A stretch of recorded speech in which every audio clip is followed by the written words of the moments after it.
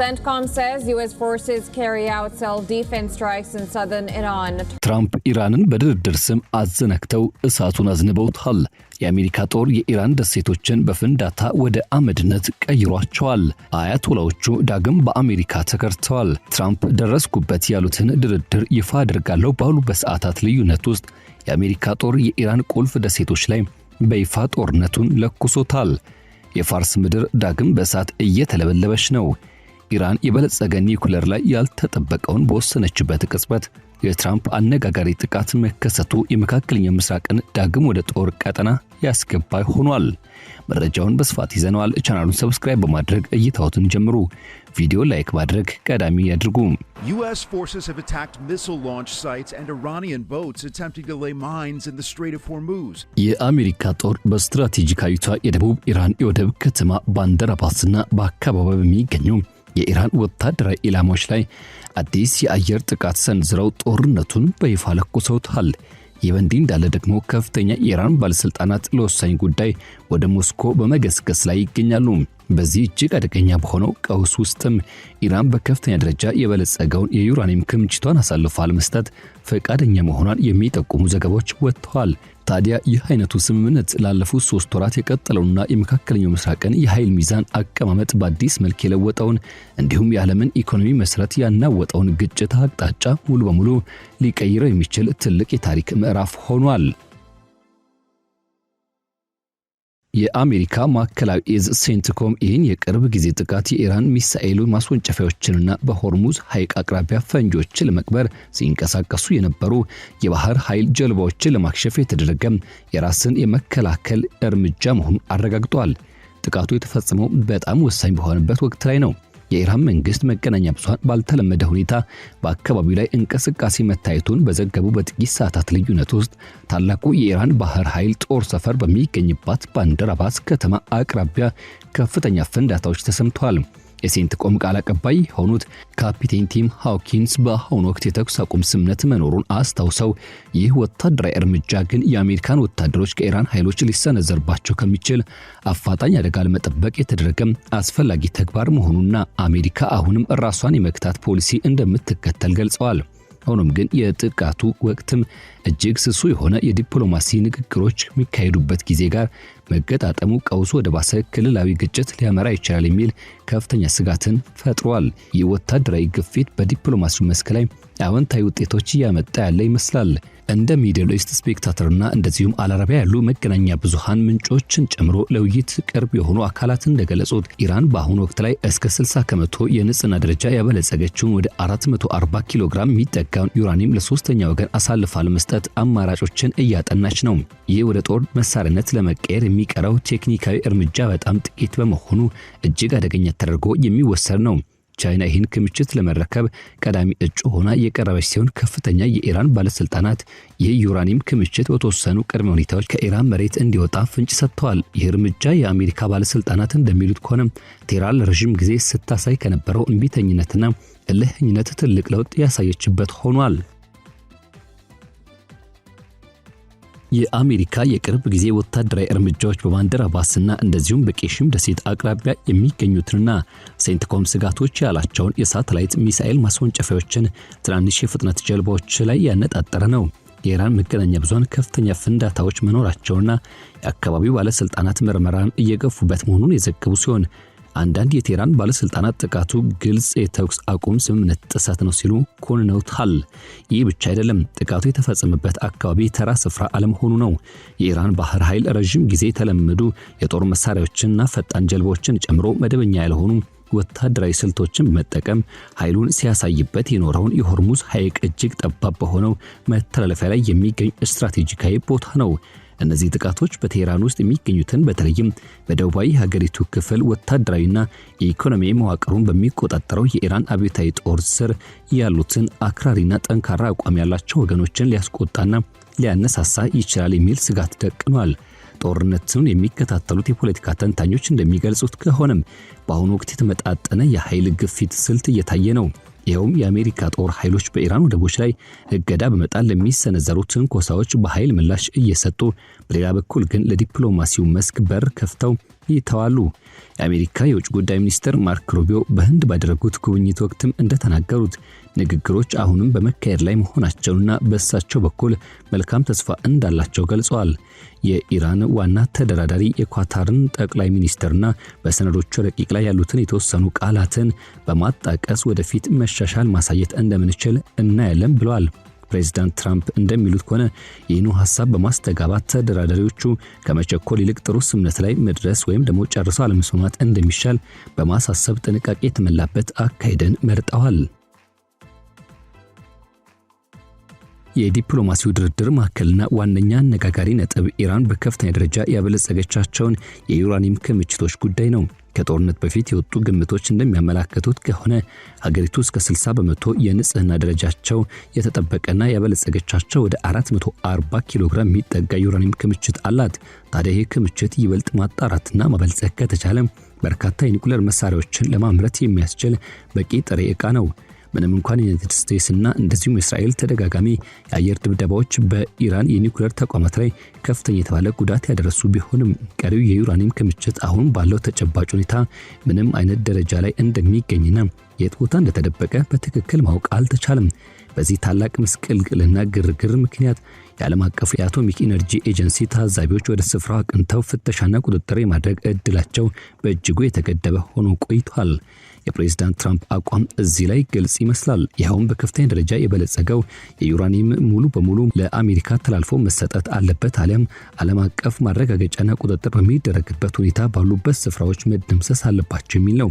ኢራን በበኩሏ የኒኩሌር ጥሬ ዕቃዎቿን በቀጥታ ለአሜሪካ አሳልፋ ለመስጠት የምትደርገውን ጥያቄ አጥብቃ በመቃወም እንደ አማራጭ ቁሳቁሶቹ ወደ ሶስተኛ ሀገር እንዲዛወሩ ፍላጎት አሳይታለች።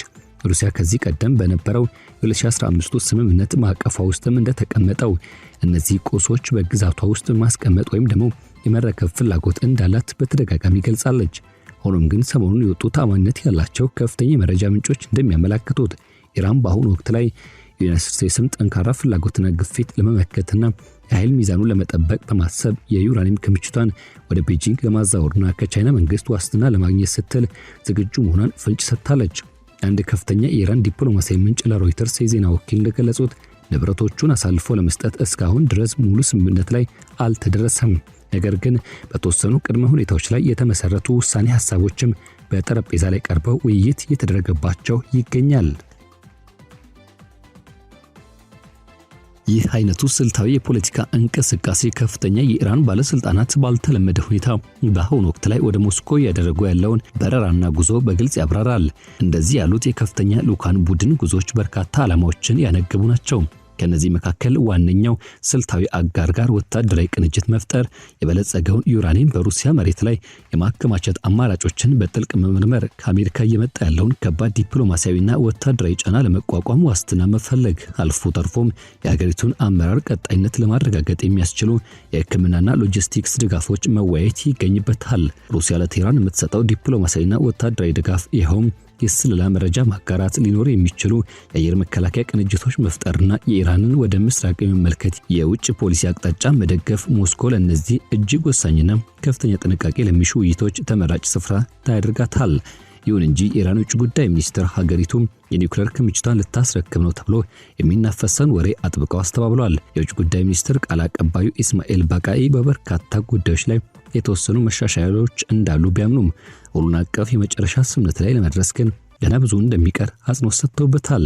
በድርድሩ ላይ ትልቅ ውዝግብና አለመግባባት የፈጠሩት ነጥቦች በኢራን ላይ የተጣሉ የኢኮኖሚ ማዕቀቦች የሚነሱበት ስፋትና መጠን፣ የታገዱ የሀገሪቱ ገንዘብ ሀብቶች የሚለቀቁበት ሁኔታና ኢራን ለረጅም ጊዜ በምታካሄደው የዩራኒየም ማበልጸግ ስራ ላይ የሚጣሉ ገደቦች ናቸው። ይሁንና በአሁኑ ወቅት ላይ የተዘጋጀ ያለው የስምምነት ረቂቅ ሰነድ የ60 ቀናት ተኩስ አቁም ማራዘሚያን፣ የሆርሙዝ ሐይቅ ባህር መስመር ደረጃ በደረጃ በአዲስ መልክ እንዲከፈትና ቀጣይነት ያላቸው የተዋቀሩ የኒኩሌር ድርድሮች እንዲቀጥሉ የሚያስችል እቅድን እንደያዘ ተነግሯል። ከኒኩሌር ዲፕሎማሲ ጎን ለጎን በባህር ላይ የበላይነትን ለመያዝ የሚደረገው ፍልሚያ ሌላው ትልቅ የውጥረት መነሻ ሆኗል። ኢራን ከኦማን መንግስት ጋር በመቀናጀት በሆርሙዝ ሐይቅ፣ በፋርስ ባህረ ሰላጤና በኦማን ባህር በኩል የሚያልፉ የንግድ መርከቦች ላይ የአካባቢ ጥበቃ ታክስ መጣል አዲስ የውሳኔ ሐሳብ አቅርባለች። የኢራን ባለስልጣናት ይህ አይነቱ ክፍያ መደበኛ የማለፊያ ቀረጥ ሳይሆን በባህር ላይ ለሚሰጡ የደህንነትና የጥበቃ አገልግሎቶች እንዲሁም የአካባቢውን ስነ ምህዳር ሚዛን ለመጠበቅ የሚከፈል አስፈላጊ አገልግሎት ክፍያ መሆኑን አጥብቀው ይናገራሉ።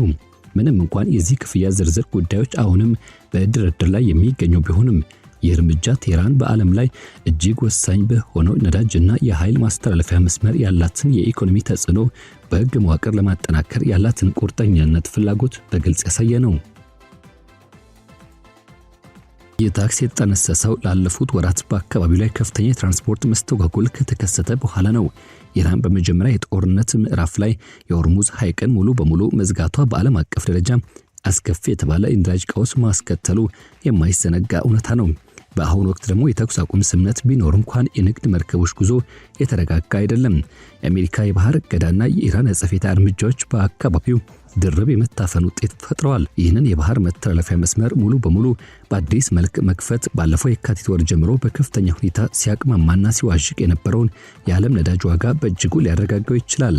የፖለቲካና የኢኮኖሚ ተንታኞች እንደሚጠቁሙት ከሆነ ማንኛውም በሕግ የተደገፈ የክፍያ ስርዓት መዘርጋቱ ለወደፊት መጥፎ ምሳሌ ሊሆን የሚችል ከመሆን በላይ የዓለምን የንግድ መስመሮች አቀማመጥ ሊቀይርና በዓለም አቀፍ የባህር ሕግ መሰረት ከፍተኛ የሕግ ክርክሮችና ተግዳሮቶችን ሊጋብዝ ይችላል።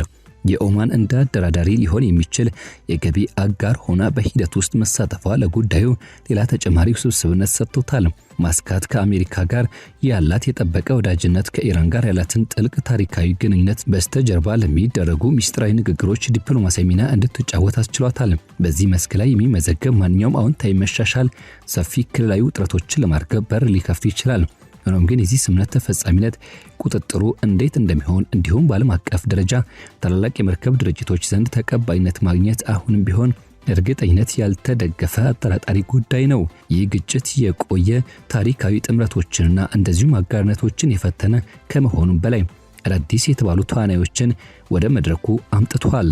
በጦርነቱ በርካታ ወታደሮቿን ያጣችውና የኢራን ሚሳኤል ድብደባ የደረሰባት እስራኤል የኢራን ወታደራዊና የኒውክሌር አቅም ሙሉ በሙሉ ለማዳከም ያላትን ጠንካራ አቋም እንደቀጠለችበት ነው። በኢራን የአጸፋ ጥቃት ሰለባ የሆኑት እንደ ሳውዲ አረቢያና የተባበሩት አረብ ኤሚሬቶች ያሉ የባህር ሰላጤው ሀገራት ደግሞ የሀገራቸው የደህንነት ስጋት ከኢኮኖሚ ማገገም ፍላጎታቸው ጋር በማነጻጸር ከፍተኛ ጥረት በማድረግ ላይ ናቸው። በአንጻሩ ቻይና እንዲሁም ደግሞ ሩሲያ በጦርነት የደከመችና ለድጋፍ ወደ ምስራቅ የምትመለከተው ኢራንን እንደ ትልቅ ስልታዊ ዕድል በመቁጠር ጥቅማቸው ለማስከበር እየተንቀሳቀሱ ይገኛሉ።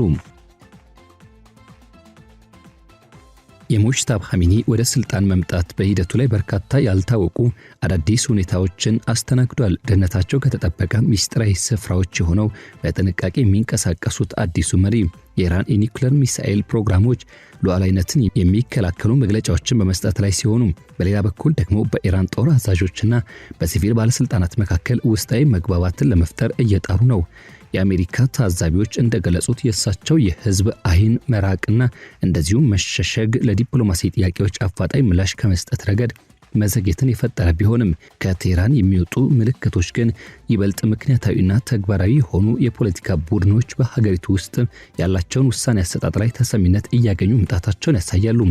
ሌሎች ሰፊ ክልላዊ ሁኔታዎች ለምሳሌ በሊባኖስ የተካሄደ ያለው የእስራኤልና የሂዝቦላ ግጭት እንዲሁም በቀይ ባህር ላይ የሚታየው የሁቲዎች ወታደራዊ እንቅስቃሴ ከዚህ ባሻገር በቀጥታም ሆነ በተዘዋዋሪ ከኢራን ጉዳይ ጋር የተሳሰሩ ናቸው። በአሜሪካና በኢራን መካከል የሚደረስ ማንኛውም አይነት መግባባት በአካባቢው ላይ ሰፊ መረጋጋትን ሊያሰፍን ይችላል። ነገር ግን ስምምነቱ ሳይሳካ ቢቀር ውጥረቱ አገግሞ አዳዲስና አስከፊ የውክልና ጦርነቶች ሊያስነሳ ይችላል።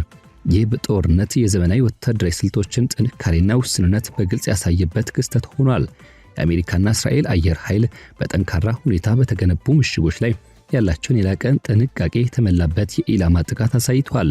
በዚህም የኢራን የአየር መከላከያ ስርዓት የሚሳኤል ማምረቻ ተቋማትንና የባህር ኃይል ሀብቶችን በከፍተኛ ደረጃ አዳክሞታል።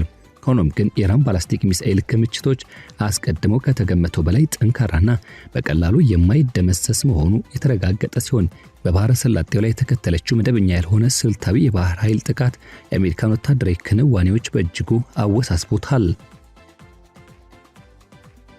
የኢራን አውሮፕላኖች ዲፕሎማቶችን ወደ ተለያዩ ሀገራት በሚያመላልሱበትና የአሜሪካ አየር ድብደባዎች ሌሊቱን በሚያናውጡበት በዚህ ወቅት ላይ መላው ዓለም የታሪክ መለዋወጫ ምልክቶችን በጉጉት እየተከታተለ ይገኛል።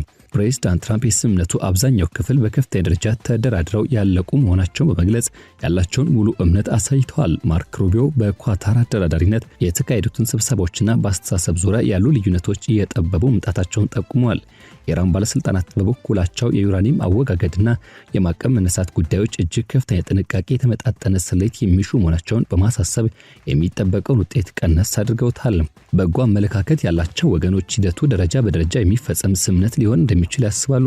ይኸው ከተኩስ አቁም ማራዘሚያ ጋር በተያያዘ በሆርሙዝ ሐይቅ በአስቸኳይ እንዲከፈት ማድረግ፣ በመቀጠል የተረጋገጠ ዩራኒየም ክምችት መወገድ፣ በዓለም አቀፍ ቁጥጥር ስር ምናልባትም ወደ ቻይና ወይም ሩሲያ እንዲዘወር ማድረግ፣ የተገደቡ የማዕቀብ ማቅለያዎች መስጠትና የረዥም ጊዜ የኒውክሌር ገደቦችን መጣል የሚሉ ናቸው። በተቃራኒው ተስፋ የቆረጡ ወገኖች ደግሞ በቴህራን ውስጥ ባሉ ጠንካራ አቋም ያላቸው አክራሪዎች ዘንድ ሊኖር የሚችለውን ተቃውሞ፣ የእስራኤልን ተቃውሞ ወይም ደግሞ በሆርሙዝ ሐይቅ አቅራቢያ ከቁጥጥር ውጪ ሊወጡ የሚችሉ ድንገተኛ ወታደራዊ ግጭቶችን እንደ ትልቅ ስጋት ያስቀምጣሉ።